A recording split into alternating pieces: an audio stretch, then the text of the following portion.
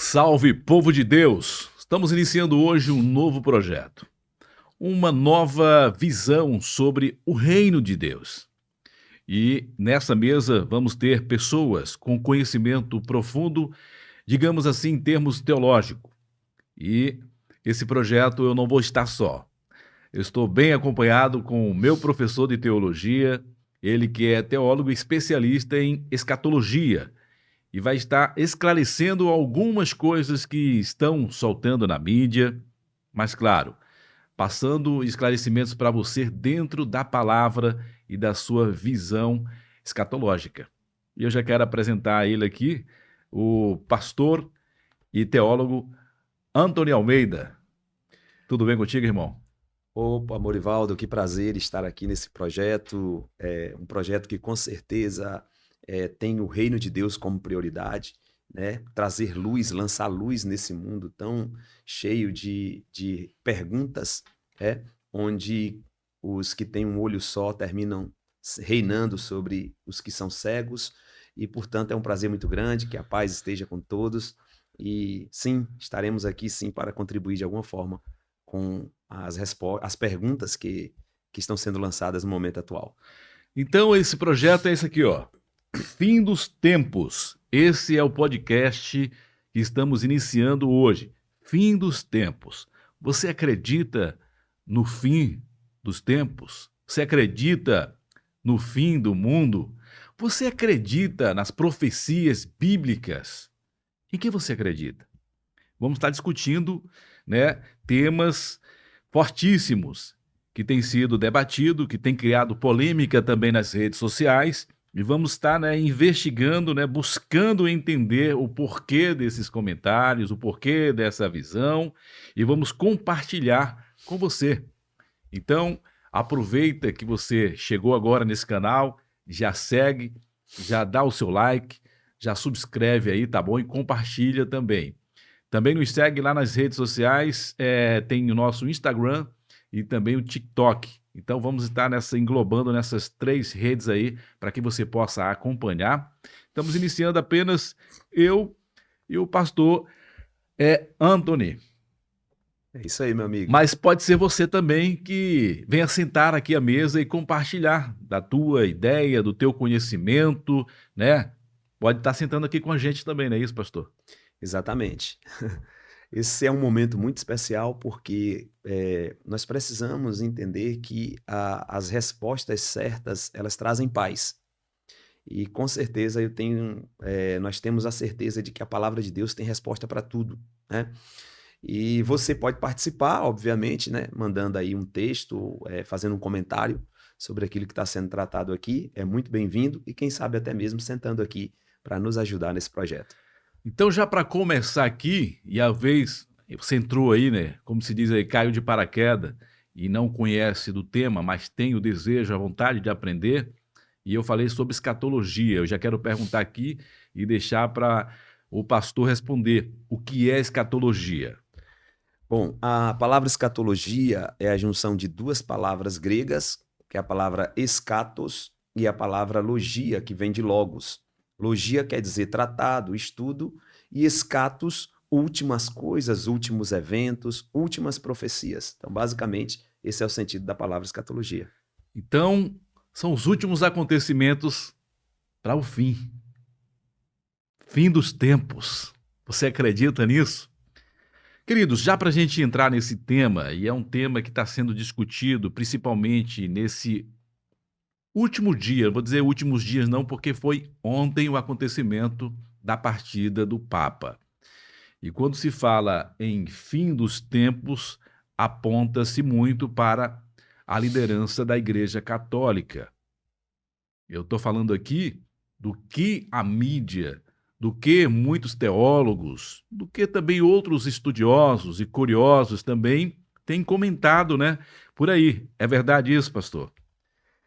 De fato, um vídeo, por exemplo, que foi lançado nas redes sociais, diante desse acontecimento, que é um acontecimento global, a morte do Papa, tem gerado uma especulação muito grande dentro do assunto da escatologia, nos corações de muitas pessoas.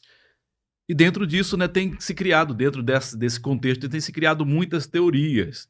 E uma teoria que está dando um burburinho muito grande nessas últimas 24 horas, eu não vou citar o nome dele aqui, pelo menos por enquanto, estamos apenas começando, Sim. mas em breve, né, vamos estar falando sobre os acontecimentos e citando nomes. Mas tem aí um internauta, um youtuber, eu não sei qual a posição de fato dele, mas tem dado muita notoriedade no que ele tem discutido e pronunciado nas suas redes sociais e no seu canal. E eu já quero perguntar aqui, né, para o pastor Anthony, porque ele aponta o Papa que faleceu agora, que vai surgir o oitavo Papa e esse representa, né, a besta. E eu quero saber se tem nexo mesmo a teoria desse oitavo Papa ser o falso profeta. Antes, eu quero até ler aqui que ele fala dentro desse contexto aqui bíblico que está lá em Apocalipse. Está aqui em Apocalipse, deixa eu pegar aqui para vocês, porque quando se fala de fim dos tempos, Apocalipse é que tem tudo. Claro que o livro também de Mateus também tem muitas, né, muitos apontamentos, até mesmo pelo próprio Jesus Cristo, sobre o fim. Mas aqui é bem tem uma ênfase muito grande em Apocalipse 17:6. Vou tentar aqui, porque os meus olhos não é mais como antes dos 40, mas eu vou tentar ler aqui, tá bom? Que diz assim, que você pode estar aí acompanhando com a gente, você com a Bíblia, né? Em Apocalipse 17, versículo 6, diz assim: E vi que a mulher estava embriagada do sangue dos santos e do sangue das testemunhas de Jesus. E vendo-a, eu maravilhei-me com grande admiração. Eu vou pular para o 9. Está lendo aqui o 9, 10 e 11. Diz assim, ó. Aqui o sentido que tem sabedoria. As 7 cabeças são 7 montes, sobre as quais a mulher está sentada. 10. E são também 7 reis. 5 caíram, e um já é, o outro ainda não é vindo, e quando vier, convém que dure um pouco de tempo. E agora o 11. E a besta que era e já não é ela também o oitavo, e é dos 7, e vai à perdição. Eu creio que foi dentro desse contexto aqui, né, que ele está com a teoria que o oitavo, então, será. E eu quero perguntar agora para o pastor Anthony o que ele acha e qual a tua explicação, qual a tua visão sobre isso. Estamos começando já, esse podcast é a primeira edição e já direto num assunto tão polêmico, porque é o que estão falando hoje em todas as redes sociais. Então, por que não começarmos já dentro desse contexto todo aí? Então, pastor. Pronto. Esse assunto é um assunto bastante interessante, porque a escatologia, em muitos temas, ela é uma coxa de retalhos. Então, você precisa fazer uma hermenêutica saudável, fazer as devidas ligações para chegar a uma conclusão. Não se pode, de forma nenhuma, pegar um texto como esse, citado por esse, não sei se ele é teólogo ou pesquisador, que está aí rodando as mídias, não se pode pegar um texto desse e isolar dessa forma.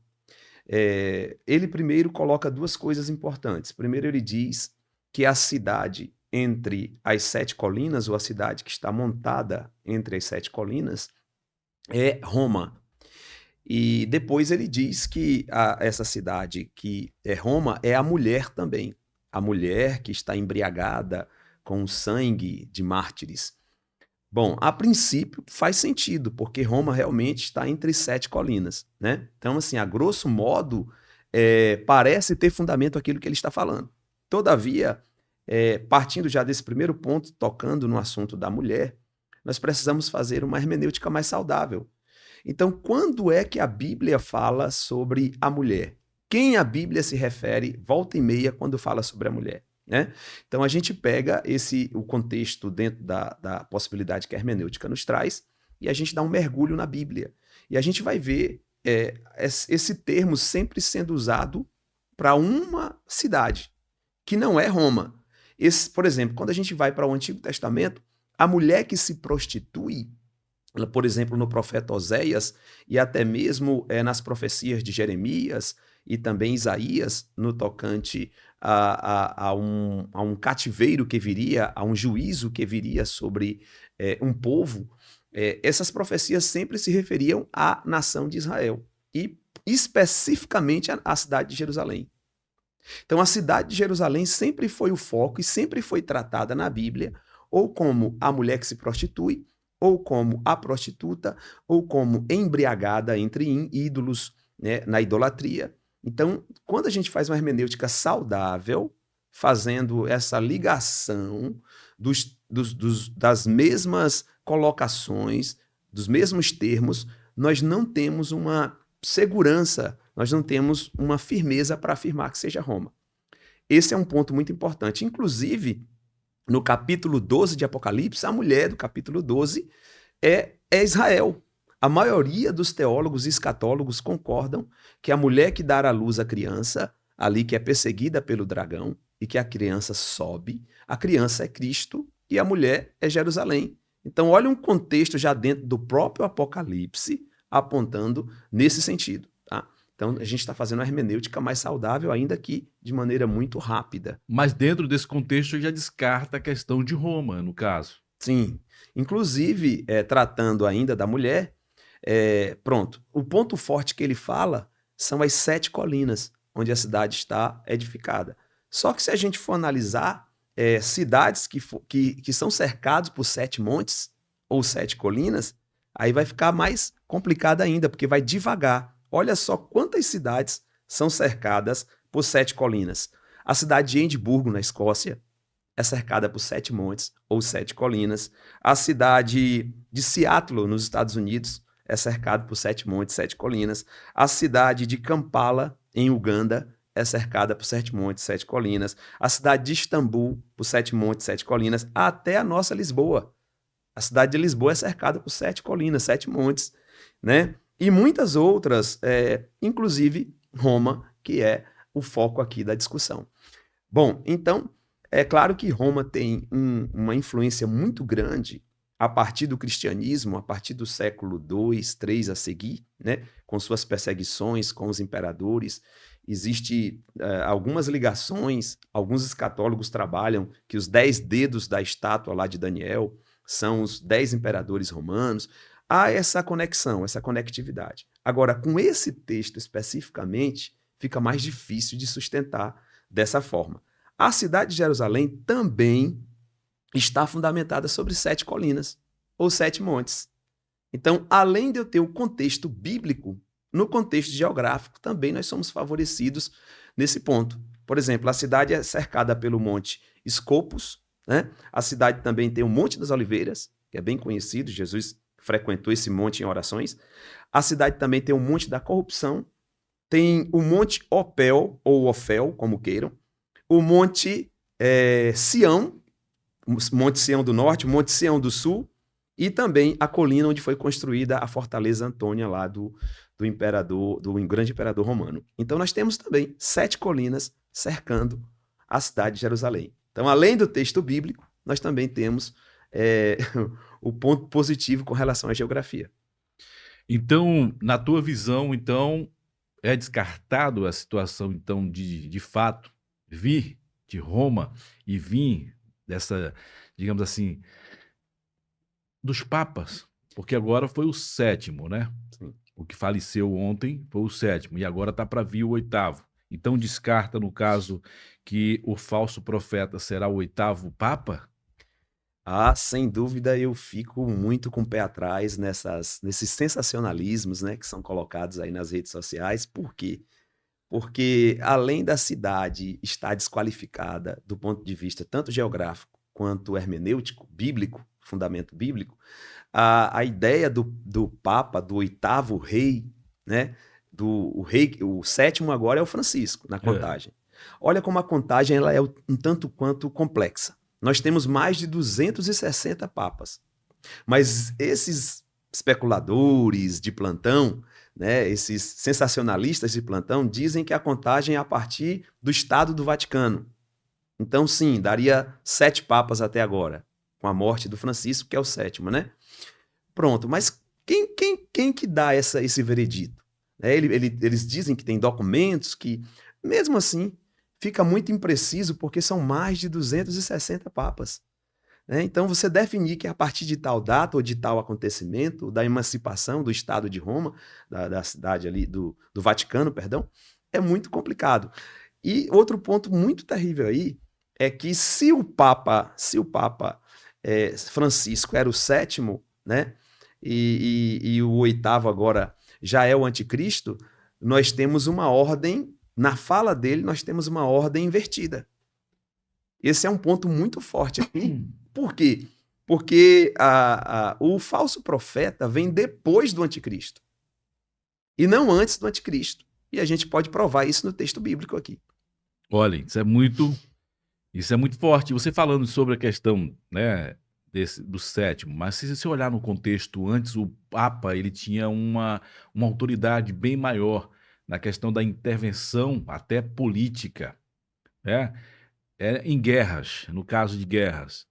A decisão e o posicionamento do Papa tinha isso um poder muito gigantesco. Ultimamente não temos visto isso, né? Os papas não tiveram essa força tão grande na sua intervenção, na sua visão e no seu posicionamento com a questão de alguns políticos e suas defesas e seus posicionamentos. Você viu que a questão do Papa perdeu essa força, essa autoridade no decorrer do tempo? Você tem percebido isso, pastor? Com certeza, o Papa já teve muito mais poder, né, do ponto de vista político. A igreja estatal se deu a partir do século IV, século V da história, e no sétimo século começou a se oficializar o papado, né, esse representante da igreja, e a igreja passou a ser estatal, um braço do Estado. Então, sim, durante muitos anos da história, o Papa teve uma voz muito poderosa, tanto para oprimir o povo, para se submeter às regras dos reinos, né, nos quais eles eram inseridos. Haja vista que teve alguns momentos que a igreja se dividiu, então teve um papa a favor de um reino e um papa do outro lado. Mas essa igreja estatal, ela deu muito poder a esse líder. E esse líder, de fato, a palavra dele era a voz de Deus, como diz a tradição, né? Então, só que com o passar do tempo, e principalmente agora nesses tempos pós-modernos, essa sociedade líquida, que as verdades estão cada vez mais, né? As verdades são mais particularizadas, e o acesso também à informação, pronto. Então, essa sociedade da inversão de valores, ela tem descredibilizado esses líderes religiosos. Automaticamente, o Papa hoje perdeu muito, né, da sua autoridade que ele tinha antes, que essa hierarquia de liderança tinha antes. Né? Mas você acha que essa perca foi por qual motivo? Eu vejo aqui dois contextos aqui bem parecidos, que no caso as pessoas passaram a obter conhecimento, né, que até um texto bíblico que conhecereis a verdade vos libertará, as pessoas passou mais a ter acesso e a conhecer a palavra, e também ultimamente tem acontecido muitos casos de abuso, de escândalo, de corrupção também dentro da Igreja Católica. Você acha que é que levou a descredibilizar mais, assim, em sentido do nome Papa? Eu acredito que, sim, os escândalos conspiram contra, mas o ponto principal era a questão da infalibilidade do Papa. O Papa era a voz de Deus. E de uns tempos para cá, os papas não têm conseguido ser tão contundente nas suas falas. Uma das coisas mais poderosas do ponto de vista religioso que existia era o discurso do Papa, em datas específicas, né? Por exemplo, como a Páscoa. Então, o discurso do Papa norteava. Existia temas que eram dados nas igrejas católicas, né? Baseado na fala do Papa para aquele ano, como se fosse um tema anual. E isso vem caindo no descrédito cada vez mais. Os papas têm demonstrado uma insegurança teológica, né? O Heinzen foi o último grande teólogo. O Heinzen, que precedeu o Francisco, né, se não me engano. Então, esse foi um grande teólogo, mas o Francisco, por exemplo, não era um grande teólogo. Então, automaticamente, a palavra dele não se torna tão cirúrgica, tão precisa. Por outro lado, o mundo, esse mundo polarizado, né, esse mundo da guerra entre a OTAN de um lado e a antiga União Soviética do outro, o Pacto de Varsóvia e agora a Rússia, essa polarização, né, enfraqueceu ainda mais. É a prova do enfraquecimento do Papa, né? O Papa porque não consegue mais esse unir. Papa ele foi mais, né, digamos assim, mais populista, né? Sim. Mais, digamos assim, mais mão aberta para algumas coisas que antes não, que a Igreja Católica se posicionava, como, por exemplo, o casamento, a união homoafetiva entre mulher com mulher e homem com homem. A Igreja Católica se posicionava contra isso. Já com o Papa, não. Ele foi mais tranquilo, mais, digamos assim, não, que eu abençoo a união. Teve essa situação aí. E isso ele criou, né, também uma grande popularidade nesse sentido. Isso, a tentativa de incluir, né, de ser mais popular, como você falou, de uma certa forma enfraquece a própria imagem deste líder que antes era mais contundente nas suas defesas e mais tradicional na sua teologia. Então, são várias conspirações que enfraqueceram o papado, a ponto do Papa não ser mais uma figura que, com uma palavra, aplacaria uma guerra. Perfeito, mas vamos lá, né? Como se diz aqui o nome, fim dos tempos, ou fim do mundo, ou fim, o que você quiser pensar aí. No mundo criou-se, né, uma expectativa gigantesca e global que em 2000 o mundo iria se acabar. E tinha muitas teorias e muitas pessoas que defendiam e que faziam a matemática dos tempos de 2000, vai acabar o mundo. Depois pulou para 2012, mas de fato é que o fim vai acontecer. E não, a Bíblia não determina, não diz em que ano, nem em quando que vai acontecer, nem por quem vai acontecer. Mas a pergunta é, quanto tempo para o fim do mundo dentro do teu contexto de conhecimento da escatologia? Você acha que falta muito ou falta pouco? Fala um pouco sobre esse contexto aí de quanto tempo falta. Pronto, nós temos um alinhamento profético, né? Nada melhor do que a Bíblia. O grande pregador Billy Graham disse que a Bíblia é mais atual do que o jornal de amanhã. Então, nós sabemos coisas que ainda serão dadas como notícia. Então, isso é fenomenal, o conhecimento profético. Agora, é importante nós frisarmos uma coisa sobre o Papa, Murivaldo, rapidamente, que esse Papa que morreu agora, que está gerando toda essa especulação, eles tentam alinhar ele com a profecia de Apocalipse 17. Eles tentam alinhar esse Papa com o 7º rei, e que agora nós estamos aguardando o 8º. E o anjo explica que esse 8º é a besta, né? Então, há uma tentativa de alinhar. Primeiro, os papas nunca foram reis. Os papas eram grandes líderes e, em muitos momentos, foram o braço do rei, mas nunca reinaram, apesar de ter um poder preponderante ali dentro do Estado, um poder de governo, né? Em algum momento a igreja teve tanto poder quanto o rei, mas nunca foi um rei de governar do ponto de vista institucionalmente. Então, esse é um ponto negativo, né? Não é um rei, o texto caracteriza como 7 reis. Então, o Papa já está fora. O segundo ponto importante é que se o Papa é o falso profeta, como esse rapaz fala, né? Na sua fala, ele diz que o falso profeta e agora o 8º já é o anticristo. Há um desalinhamento terrível com o próprio Apocalipse. Olha o que diz o Apocalipse, capítulo de número 13, que é exatamente a profecia sobre o anticristo e o falso profeta. Olha só a sequência dos fatos. No capítulo 13, versículo de número 2, né? João diz: "E a besta que vi era semelhante ao leopardo, e os seus pés eram como de um urso, e sua boca como a boca de um leão, e o dragão deu-lhe o seu poder e o seu trono e grande poderio", né? E continua dizendo, olha, "E vi que uma das suas cabeças fora ferida de morte e de chaga mortal e foi curada." e toda a terra se maravilhou após a besta. Então, nós temos aqui vários animais que na profecia de Daniel representavam impérios, fazendo uma coalizão de nações, né? E a essa coalizão é chamado de besta, mas a palavra tem duplo sentido, porque tanto é dada à coalizão, como é dado também ao próprio líder dessa coalizão. Na sequência, apresenta-nos o profeta que são 10 cabeças, e sendo que uma dessas cabeças é ferida de morte, uma chaga mortal, e volta a viver. E a partir daí o mundo se volta, as atenções se voltam para essa cabeça, ou para esse chifre. Tanto cabeça quanto chifre é sinônimo na Bíblia de liderança, de grande governante, de imperador. E a partir daí, esse imperador que se destaca, passa a ter uma relevância dentro da profecia. E é por isso que ele é interpretado como o anticristo, tanto de Zacarias 14, como de Daniel capítulo 9, Daniel capítulo 11, e assim sucessivamente. Agora, o que é interessante aqui, desqualificando totalmente esse sensacionalismo desse rapaz, é que primeiro vem o anticristo, que é a besta que sobe do mar, de Apocalipse capítulo 13, e no mesmo capítulo 13, versículo 11, é que aparece o falso profeta.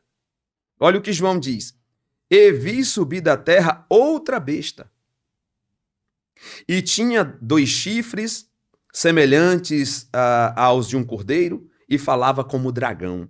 E aí, esse que sobe da terra, né, do mar é multidões, do ponto de vista político. Da terra é no aspecto profético. Tá? E esse que sobe da terra, ele tem poderes religiosos. Ele faz sinais, faz maravilhas, e ele vem para autoafirmar a imagem do anticristo. É ele que vai dar a voz à imagem do anticristo, é ele que vai fazer sinais, inclusive fogo descer do céu, para dar ainda mais ênfase ao anticristo, e ele vai propor a adoração ao anticristo e também aquele velho sinal, o 666, para definir quem adora e quem não adora, e, consequentemente, também definir quem vai ser salvo e quem não vai ser salvo. Mas então, quem é esse? Ou que instituição será essa? Porque é dentro desse contexto aí que alguns defendem que vem, né, da Igreja Católica, que vem no meio dos papas. Então, é um político ou é um líder religioso? Pronto, a Igreja Católica perdeu muito do seu domínio mundial, né, da sua voz, bem como também os seus líderes, que eram os papas. Então, muito provavelmente, hoje em dia, fazendo uma análise mais geopolítica desse mundo polarizado, é um tanto quanto impreciso dizer quem vai ser o falso profeta. Nós temos aí um islamismo avançando poderosamente sobre o mundo, né? Um islamismo que hoje, na Europa, quase todos os países têm não só mesquita, mas como já tem um grande número de convertidos ao islamismo. É a religião que mais cresce no mundo. Então eu também posso, de alguma forma, começar a especular que esse falso profeta possa vir de um grupo religioso como esse, saindo um pouco da escatologia tradicional. Todavia, irmãos, o que nós temos que pensar é o seguinte: esse sensacionalismo, por exemplo, feito em cima da morte de Francisco, não se sustenta do ponto de vista profético, não se sustenta com um alinhamento bíblico, né? Não tem como dizer que ele é o 7º rei que morreu abrindo caminho para o 8º, que é o anticristo. Porque se assim for, como diz o rapaz que traz aí essa abordagem, nós estamos invertendo os papéis. O falso profeta vem depois do surgimento do anticristo. Então, teoricamente, é para o anticristo vir antes e não depois. Já desqualifica a morte de Francisco, que é o grande ponto no momento, né? E segundo é a própria cidade de Jerusalém, ou a cidade de Roma, perdão, que está sobre 7 montes, como muitas outras estão, inclusive Lisboa, e como a própria Jerusalém. Só que para a cidade de Jerusalém, nós temos subsídio bíblico, nós temos argumento hermenêutico para dizer, fundamentar, que essa cidade embriagada, do capítulo 17, versículo 6 de Apocalipse, que é citado pelo rapaz, é Jerusalém e não Roma. Então, é muito importante que a gente perceba essa questão. E há uma conexão do anticristo com Jerusalém e do falso profeta com Jerusalém também. Fortíssimo isso, hein? Mas, porém, eu sei que você está aí assistindo, dizendo, nossa, que tanta informação, isso me deixa confuso. E não é para menos, porque eu também, apesar de estudar um pouco sobre isso, e realmente não deixa claro, você tem que buscar mais ligações em termo geográfico, de tempo, e não é fácil. Então, só alguém realmente que vive, né, como o pastor Antônio Almeida, que está sempre buscando, pesquisando, ouvindo também essas teorias daí, né, para buscar mais a fundo de onde que está vindo essas teorias, para poder trazendo explicações riquíssimas quanto essa aqui que você passa para nós, que no caso descarta, então, sobre a questão da Igreja Católica e não tem nada a ver, então, nessa responsabilidade do falso profeta. Realmente é muito difícil hoje sustentar. Durante muito tempo, na escatologia tradicional, a Igreja Católica ocupou esse espaço, né? Desde a leitura dos 10 dedos da estátua, e depois o surgimento do Império Romano, e posteriormente a Igreja Estatal, né? Então, durante muito tempo, a escatologia tradicional trabalhava essa ideia de que um dos papas seria o falso profeta, né? Bom, só que nós estamos vendo, diante de uma geopolítica mais atualizada, outras possibilidades. É importante que a gente esteja muito atento a isso, tá? Agora, sobre Roma, não tem como sustentar na profecia bíblica que, primeiro, Roma é a mulher, ou que Roma seja a prostituta, porque mulher, dentro da profecia bíblica, sempre foi atribuído à cidade de Jerusalém, né? Perfeito, então tá aí, né? Vai aí na Bíblia, vai pesquisar, vai pegar os contextos históricos, livros históricos. Claro, também tem muita gente na internet que dá, né, informações precisas, mas tem muita gente trazendo aí confusão, né, para a cabeça do povo e tem muita gente vivendo com medo. E o que é que você aconselha para as pessoas que têm medo, outras pessoas que não importa? Qual o posicionamento que essas pessoas devem tomar diante de tantas informações como essas, pastor? Eu aconselho que estude a palavra, a Bíblia. A Bíblia está acessível a todo mundo, né? Hoje em dia, com o avanço da internet, você tem canais no YouTube, inclusive eu posso indicar o meu canal, né? Professor Antônio Almeida no YouTube, onde eu trato muito sobre escatologia. Faça cursos, faça um curso de teologia, faça cursos mais específicos se você tem mais pressa, e principalmente porque a demanda, né, o andar da carruagem profética exige pressa. Faça curso específico como um curso de escatologia, doutrina das últimas coisas. Nós também temos um curso na Hotmart, então busque informações para que você se sinta seguro. Você precisa estar seguro acerca do fim. E a grande verdade é, o fim está próximo. O fim vem, diz a palavra do Senhor, sobre os 4 cantos da terra. Então agora a gente pode voltar então ao assunto. Você falou o fim está próximo. E eu falei, né, a minha pergunta hoje, como depois você passou a conclusão aí sobre a questão do momento, né, que é polêmico sobre a partida do Papa e sobre esses vídeos que têm rolado na internet. E são muitas informações em podcasts, em internet, em canais de YouTube. Claro, tem informações que são que têm fundamento e outras, infelizmente, que são loucura mesmo de pessoas que vão ensinar os seus achismos, né? Então, tem muita gente com profundo conhecimento que tem esclarecimentos poderosos e como o pastor Antônio Almeida falou aqui, procura pessoas que de fato têm conhecimento, que têm histórico, que têm bagagem dentro dessa área. Mas estamos chegando para o fim. E a pergunta é: quanto tempo para o fim do mundo? Essa é a pergunta de 1 milhão. Todos nós sabemos que o mundo, irmãos, está nesse ambiente político polarizado, né? Nós estamos aí na iminência de uma terceira guerra mundial. E a pergunta que não quer calar: essa terceira guerra será deflagrada antes da vinda de Cristo? Qual deve ser o posicionamento da igreja? Então, olha, é preciso que nós tenhamos bastante atenção concernente aos sinais que a Bíblia nos oferta. Nós temos todo um alinhamento profético sobre guerras, temos toda uma profecia voltada para especificamente algumas guerras locais que apontarão para a vinda de Cristo e também do anticristo. Tá? Então, é muito importante isso. Mas eu quero pegar um texto que está em Mateus 24. Para quem não sabe, Mateus 24 é o grande capítulo, né, da escatologia. Mateus 24 é uma base fundamental para a escatologia bíblica. E nós podemos, pelo menos, dividir Mateus 24 em 4 partes, né? E eu quero me ater à primeira parte de Mateus 24, que tem a ver com essa leitura que nós temos que ter sobre o fim dos tempos.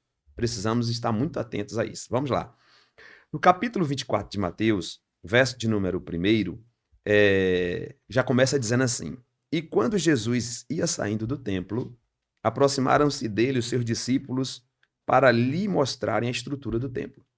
Verso 2: Jesus, porém, lhes disse: Não vedes tudo isso? Em verdade vos digo que não ficará aqui pedra sobre pedra que não seja derribada. No versículo de número 3, vem a grande questão, a pergunta de 1 milhão. Os discípulos chegam para o Senhor no Monte das Oliveiras e, atormentados por aquela resposta dada concernente ao templo, isso porque os judeus não conseguem entender ou não conseguem conceber a ideia de que existe adoração sem templo. E Jesus está dizendo que o templo vai cair. Então isso inquieta os judeus, e os judeus vão fazer 3 perguntas em uma. É uma pergunta tríplice. E assentado no Monte das Oliveiras, verso 3, achegaram-se a ele os seus discípulos em particular, dizendo: Dize-nos quando serão estas coisas e que sinal haverá do fim do mundo, da tua vinda, e do fim do mundo. São 3 perguntas em uma. Primeiro, quando serão estas coisas? Quando o templo vai cair. 2, que sinal haverá da tua vinda? E 3, e do fim do mundo, ou do fim dos tempos, né? Bom, para começar, o templo, Jesus não responde porque depois da morte dele, no ano 70, aproximadamente 37 anos depois da morte de Cristo, né, o templo cai sobre o cerco romano na pessoa do Tito Vespasiano, aquele grande general romano. Então isso aconteceu como Jesus disse. O templo caiu e nunca mais foi erguido. Só será erguido na vinda do anticristo. E já tem um projeto para o templo ser erguido em 6 meses. Então o anticristo ele vai ter uma conexão direta com esse projeto. E isso deve ser alvo da nossa atenção. Né? Já tem um projeto com todos os utensílios sagrados do templo pronto. Né? A segunda pergunta é: que sinal haverá da tua vinda? E a terceira é do fim do mundo. No caso, só voltando aí, essa questão do templo, então, já é então o primeiro sinal? O projeto da reconstrução do templo e essa expectativa para isso, né, é um sinal. É um sinal de que está próximo a chegada de um grande líder. O mundo inteiro hoje clama por um líder. Essa polarização política, OTAN de um lado, países de bandeira vermelha do outro, guerra no Oriente Médio, essa instabilidade sem um líder mundial demanda a ideia de um grande líder. O mundo precisa de um grande líder. E está mais que provado que não é o Papa. Tá mais que, se fosse o Papa, não estaríamos tão polarizados. Ele teria conseguido. Ele não conseguiu. E o 8º que vem não tem nada a ver com o Papa. Né? Então o mundo clama por um grande líder político que faça a Rússia, China, Coreia do Norte, países do mundo árabe, Israel e OTAN sentarem numa mesa e chegarem a um acordo. Quando esse líder chegar, eu quero te dizer de maneira muito pesarosa, você acabou de entrar na grande tribulação. Se você vê esse líder chegar e conseguir resolver o problema da polarização no mundo, você acabou de entrar na grande tribulação. Inclusive, tinha muitas teorias sobre o Donald Trump. Sim, sim. Só que ele está fazendo o contrário, ele está criando uma guerra contra esses líderes. O antes que não sentava, agora senta, o que sentava agora já não está, taxando, né, todos esses países aí. Ou seja, também foi descartado essa hipótese. Sem dúvidas nenhuma, porque o Trump ele está, na verdade, fazendo o que um presidente consciente tem que fazer, que é puxar a sardinha para o seu país, né? Sem falar também que ele defende, né, digamos assim, ele defende o cristianismo. Os valores. Os valores cristãos. Sim. Então... Ele é um cara de direita, né? Que defende valores cristãos. Não que isso não possa ser uma cortina de fumaça, mas do ponto de vista político, o Trump, do ponto de vista político e profético, ele está um tanto quanto desqualificado. Por quê? Porque ele não consegue pensar para além das fronteiras do próprio país dele. Ele quer um país forte, a todo custo, se possível até na guerra. Então, esse não é o personagem que a Bíblia propõe. Tanto em 2 Tessalonicenses capítulo 2, como em Daniel 11, como em Daniel capítulo de número 9, verso 27. Ali fala de um rei brilhante que fará uma aliança com muitos por 7 anos. Então, esse rei que vem, ele é brilhante. Daniel 11 destaca detalhes dele, do modus operandi dele, do domínio político que ele vai ter, e o Trump, nesse momento, não se encaixa nesse perfil. A Bíblia ela fala da Terceira Guerra Mundial e esse, digamos assim, desse líder será possível esse encontro, esse acerto antes ou pós a Guerra Mundial? Essa é outra pergunta de 1 milhão. A primeira pergunta de 1 milhão é: quando será o fim dos tempos? E a segunda é essa. Porque essa pergunta tem tudo a ver com o cenário. Teremos uma terceira guerra mundial antes da vinda de Cristo? Essa é uma grande pergunta. E é essa a proposta de Jesus ao responder a segunda pergunta dos discípulos. Qual o sinal da tua vinda? E aí nós vamos continuar a leitura em Mateus, capítulo de número 24, mas a pergunta foi muito boa. Versículo de número 4 diz, Jesus continuando a falar sobre os indícios que apontam para a vinda dele. Para a vinda dele. Esse é o ponto aqui. Acautelai-vos que ninguém vos engane. Verso 5, porque muitos virão em meu nome dizendo, eu sou o Cristo, e enganarão a muitos. Esse é o primeiro ponto. O primeiro ponto é um sinal dentro da religião. Jesus está dando um sinal que mostra a brevidade da vinda dele dentro do ambiente religioso. Pessoas, não como o Henri Cristo, aquele maluco que anda por aí dizendo que é Cristo, não, mas um perfil muito mais perigoso, sorrateiro. Pessoas líderes dentro de igreja, pegando a glória que é para Deus, em nome do seu próprio benefício, pessoas que pregam distorcendo a palavra, pessoas que pregam triunfalismo, agregam multidões, são um perfil de Cristo, de falso Cristo. Pois a glória é para eles, o resultado é para eles, o retorno financeiro é para eles, e, portanto, eles falam aquilo que o ego humano quer ouvir. As pregações coach, esse triunfalismo teológico, teologia da prosperidade, com certeza tem a ver com esse alinhamento profético que Jesus falou. Inclusive, você citou aí sobre o Henri Cristo, mas também teve um grande líder aí, eu não lembro qual país, que ele se autodenominava como o Jesus Cristo homem. E ele fazia o sinal que o pessoal também defendia como sinal da besta, e ele defendia também o 666. Você chegou a acompanhar? Eu também não vi mais nada sobre esse homem por aí, mas você chegou também a ver pessoas falando, ensinando, e muitos vídeos sobre esse homem que se posicionava como Jesus Cristo homem? Pois sempre surgem figuras icônicas, né? Figuras assim, nesse perfil, e de certa forma despertam um sensacionalismo no mundo. Mas, de fato, o sinal, o perfil do falso Cristo é muito mais sorrateiro, é muito mais meticuloso. Né? São pessoas que usam a Bíblia sem tanto estardalhaço do ponto de vista da figura, da imagem da figura. São líderes que são carismáticos, são extremamente alinhados com a proposta evangélica, esse evangelicalismo no mundo. Eles são muito alinhados, são muito habilidosos na palavra, não são impactantes. O Henri Cristo ele é impactante. Ele não seduz, né? Ele gera uma antipatia.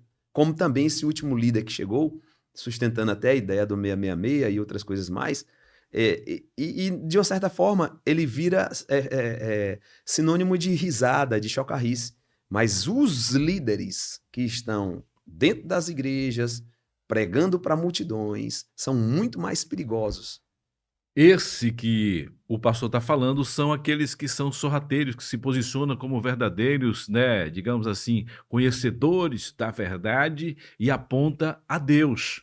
Mas qual Deus que ele está levando essas pessoas com ensinamentos que são antibíblicos até? E esse que é o perigoso, é esse que o pastor Antônio Almeida está trazendo e esclarecendo aqui. Porque, de fato, hoje se vê pessoas se posicionando aí como representantes de Deus e se posicionando e dando ensinamento e incentivando e pessoas até acompanhando e idolatrando, né, como de fato aquele é o defensor da verdade. Isso tem sido um grande perigo e levado muita gente à perdição. E isso é triste até, é fato triste. E muito perigoso, porque a Bíblia não propõe satisfação e felicidade. Não é esse o fim. A mensagem do Evangelho e do Reino de Deus não é essa. Essa é consequência, que em alguns casos pode ser desfrutada, em outros não. Depende do perfil e do propósito de cada um. A Bíblia não propõe, a Bíblia exige de nós fidelidade, né? E disponibilidade. Fidelidade e disponibilidade. E muitas vezes Deus usa a pedagogia do deserto para nos melhorar. Então, esse povo do triunfalismo que prega sempre vitória e bênção, e que você tem que exigir que você é filho de Deus, está criando uma celeuma. Vários frustrados dentro da igreja que apostaram tudo nessa mensagem e descobriram que não existe uma contrapartida, um retorno para esse tipo de comportamento. Então, nós temos aí uma multidão de enfeitiçados e uma multidão de frustrados dentro desses ambientes. Mas como são muita gente e eles são habilidosos, eles conseguem se manter como um sinal que o próprio Cristo falou.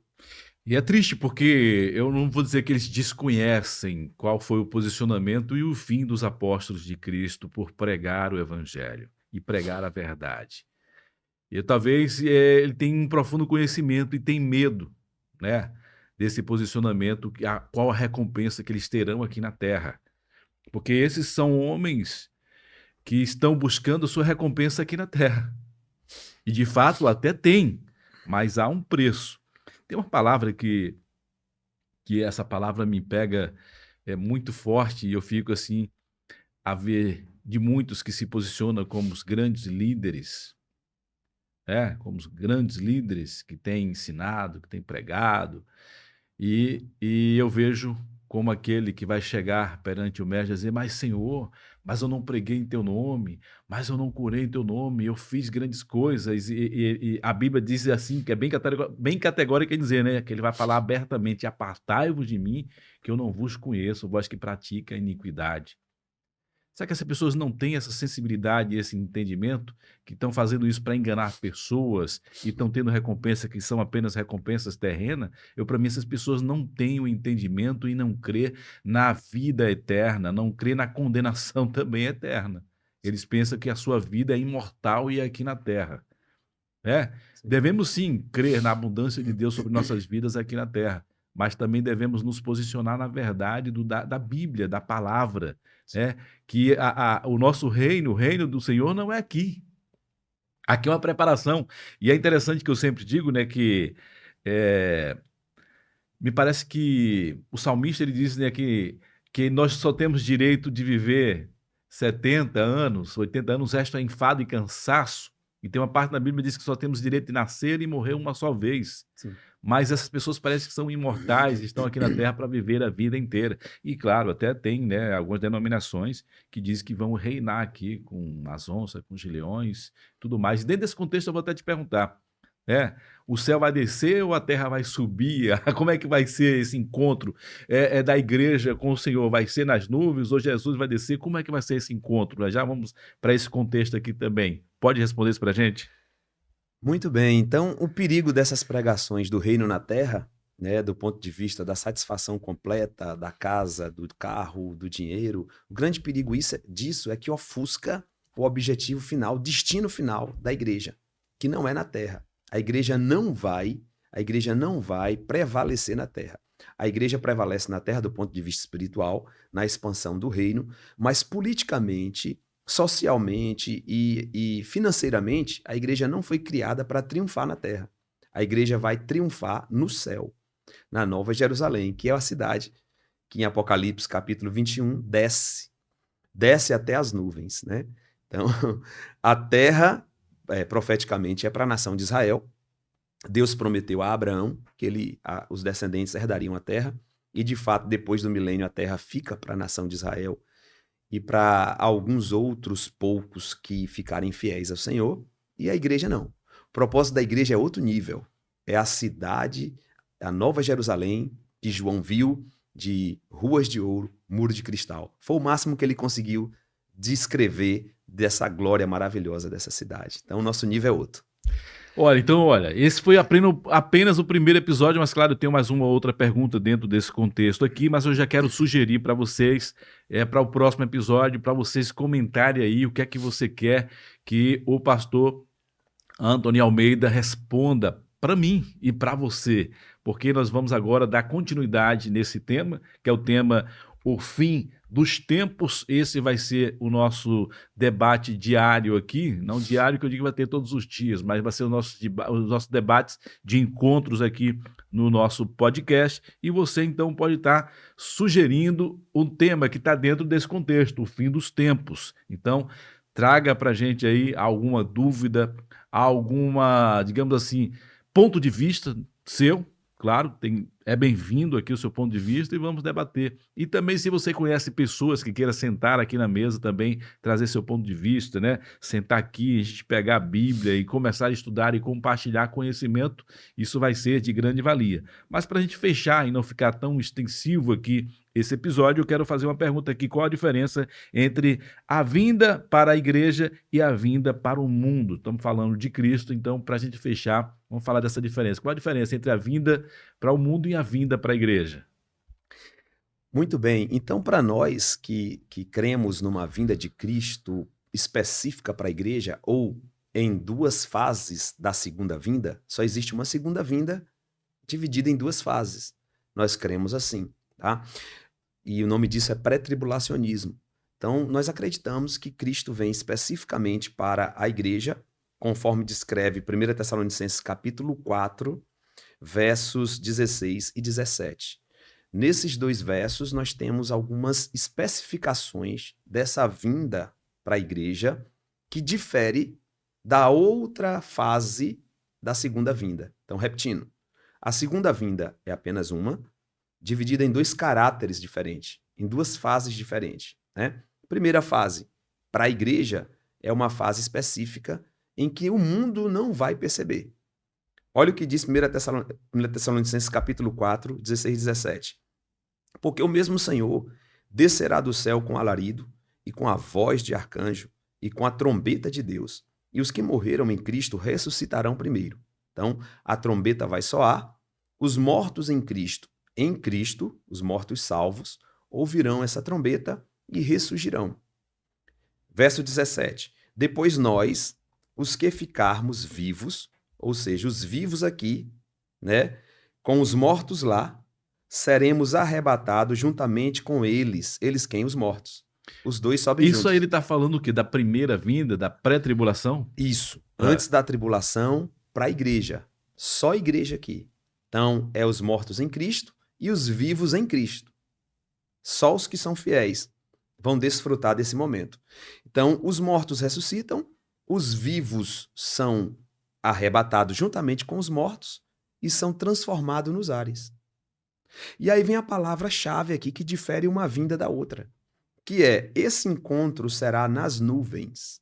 Olha o que diz o texto. E subiremos juntamente com eles às nuvens a encontrar o Senhor nos ares, e assim estaremos para sempre com o Senhor. Ou seja, a igreja sobe, mortos ressuscitados e transformados, vivos transformados, ambos arrebatados, encontram o Senhor nas nuvens.